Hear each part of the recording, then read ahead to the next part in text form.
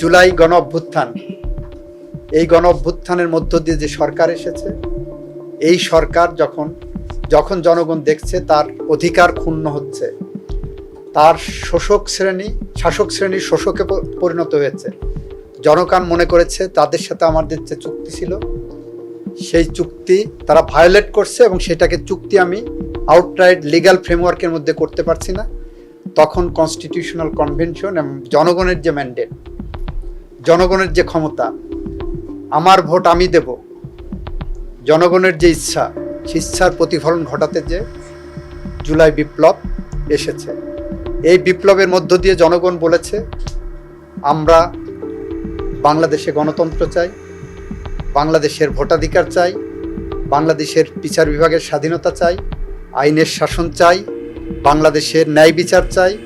বাংলাদেশের মানুষের মানবাধিকার মৌলিক অধিকার সমুন্নত চাই।